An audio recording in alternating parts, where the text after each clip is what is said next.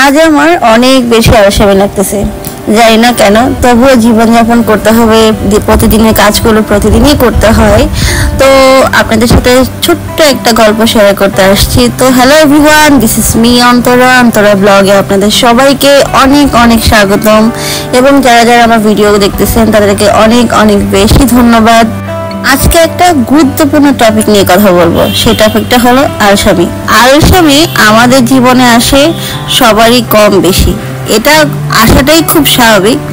অনেক সময় শরীর এবং মন একসঙ্গে কাজ করতে চায় না, তখনই আলসামি অনুভব হয়। কিন্তু সব সময় এটা খারাপ কিছু নয়। মাঝে মাঝে আলসামি আমাদের শরীর ও মনকে বিশ্রাম নিতে বাধ্য করে। তো এমন একটা দিনের মধ্যে আজকে আমার দিনটা আছে, তবুও যা আমাদের জীবনে দীর্ঘমেয়াদী কোনো উপকারী হতে পারে। যেমন আলসামি করা, অনেক সময় আমরা কাজ করতে করতে রোবট হয়ে যাই, মনে হয় মানে রোবটের মতো করতে আসি, মানে আগে পরে পিছনে সামনে কোনো কিছু ভাবার সময় নেই। মানে একের পর এক কাজ করতেই আসি, এদিকে যাচ্ছি ওদিকে যাচ্ছি, এটা করতেছি ওটা করতেছি। কিন্তু মানে আমাদের শরীরে তো একটা বিশ্রামের প্রয়োজন আছে, আর এই বিশ্রামটা দেয় আলসেকে। এই জন্য ধন্যবাদ দেওয়া খুবই জরুরি দরকার। আমি বেসিক্যালি পার্সোনালি আলসামিকে মাঝে মাঝে ধন্যবাদ দিই। আবার আলসামিকে ধন্যবাদ দিতে গিয়ে কানে হেডফোন দিয়ে সুন্দর করে গান শুনি, এবং গান শোনার সময়টা হয় 30 মিনিট থেকে 1 ঘন্টা। সো একেবারে ছোটোখাটো সময় না, ভালোই একটা লম্বা সময় একা একা গান শুনি।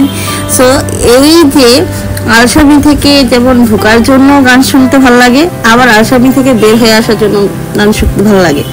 আবার ছোট্ট একটা টিপস শেয়ার করি। যারা ধরেন প্রেমের ছ্যাঁকা টাকা খায়, বা কোনো কারণে ডিপ্রেশনের রোগী হয়ে যায়, বা পড়াশোনার রেজাল্ট ভালো হয় না, বা ব্যবসায়ীতে লস খেয়ে এক ধরনের ডিপ্রেশনে চলে যায়, তাদেরকে একটা টিপস দিই ভাই বা বোন, তাদেরকে একটা টিপস দিতেছি আপনাদেরকে। টিপসটা হলো, যদি অনেক বেশি মন খারাপ থাকে, 2 কানে হেডফোন দিয়ে সুন্দর করে গান শুনেন ভাই। যে গান আপনার ভালো লাগে, যে গান আপনাকে মোটিভেট করে, আপনার মানসিক একটু শান্তি দিবে, এরকম একটা গান শুনবেন।